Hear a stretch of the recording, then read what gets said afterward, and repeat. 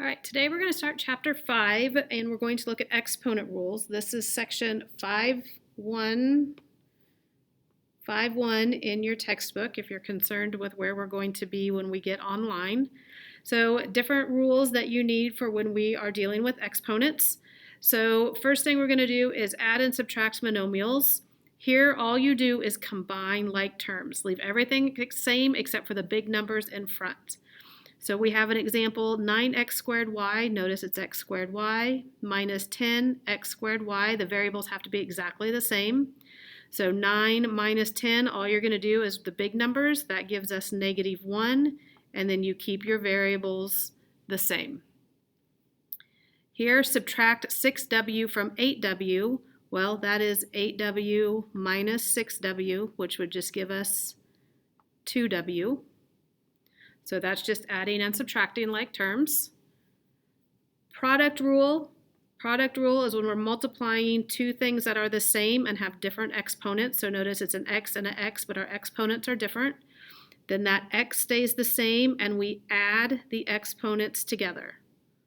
So if we look at an example, h squared times h to the 6th, we keep the h, add your exponent, so it would be h to the 8th. And then if we have bigger ones here, we're going to break it up into pieces since there's more than just one letter. So first do the big numbers in front. I have -2 and I have 7. Multiply them together to get -14. And then I have a squared and a cubed.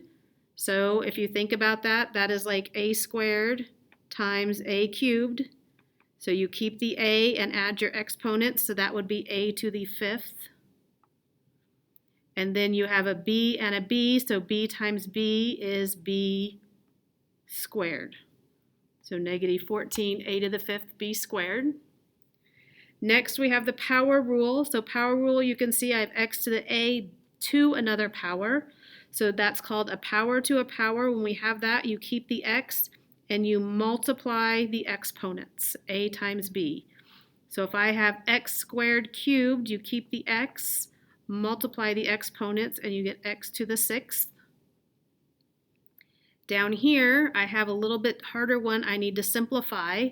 This 2 has to come in to the number and to the variable. So this is going to give us, put the number in parentheses, so I'm going to have -2 squared. And then I have an m, and I have a 2 and a 5. I have to multiply those to get a 10. And then I still have times this m cubed. 3, bad 3 right there. Then we simplify. -2 squared is 4. I'm going to write it above it, 4. I have m to the 10th times m cubed. So if you go back up to our product rule, you keep the m, but you add your exponent, so it would be m to the 13th. So 4m to the 13th. Quotient rule, we're going to notice the x's are the same, different exponents. You're going to take x and it's going to be a minus b. So top minus bottom, and you're subtracting your exponents. So if we look over here, we have 27x to the 5th, 42x. The first thing you want to do is simplify the big numbers in front, just like reducing your fraction. So 3 goes into both of those. 3 goes into 27 9 times. 3 goes into 42 14 times. So simplify that. Then worry about your numbers. So we have 9 over 14, x to the 5th. Let's erase my circles so we can see this better. We have x to the 5th over x. So this is like a 1 right here. So you keep your x, and then 5 minus 1 would give us x to the 4th. If you want, you can write that on top of the fraction, 9x to the 4th over 14, or keep it out beside it, whatever you would like to do. So next, this bottom one, first thing, remember we have a power to a power right here, so we multiply those. That's going to give me a y to the 4th over a y to the 4th. Well, what happens when they are exactly the same? Y to the 4th over y to the 4th is just 1. Think about it as being like 2 over 2. 3 over 3. They're going to be the same. Next, we have negative rule. We are not ever going to have our answer in negative exponents, so we have to rewrite them as positive. So if I have x to the negative a, I'm going to think about this as having a 1 in front of it. That would be 1 over x to the a. Move it to the bottom of the fraction. Okay, if it's on top, move it to the bottom. Any number that's in front of the x stays on top. Another way that you can think about this one is if you would have 1 over x to the negative a. This is a separate problem. 1 over x to the negative a. To simplify that, you just move it to the top, so this would just be x to the a. Makes it positive. If it's on bottom, just move it to the top. So if we look at what we have going on right here, I'm going to erase that to get it out of our way. So if I have negative 5x to the negative 2, remember I said the number stays on top, so the negative 5 stays on top. X to the negative 2, just move it to the bottom to make it positive, x squared.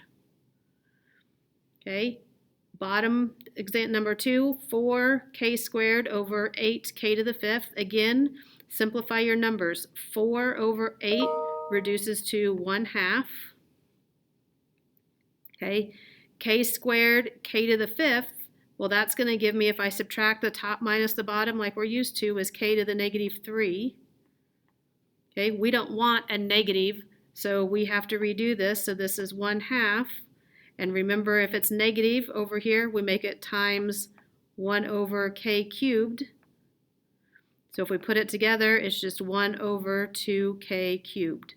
Write it as one fraction, not two separate ones. I showed more steps than you might need. And our last one is anything to the 0 power. Anything to the 0 power is 1. I don't care if it's a 1,000 to the 0 power. Your answer is still 1 no matter what. So over here, I have 7x to the 0. Well, the 7's not to the 0, so the 7 stays. This x to the 0 is 1, so this is like 7 times 1, so this would just be 7. Here I have w to the 4th to the 2nd, so a power to a power, so we go back to our power rule. That gives us w to the 8th over w to the 8th. Excuse me. So again, you can see that that's just a 1 like we had up here, but if you also think about doing the subtraction, if you subtracted 8 minus 8 is w to the 0, and anything to the 0 power is also 1. So that is what we have, that we are learning today, is just some simple exponent rules. So you're going to have an assignment over this. If you have questions on this, please let me know.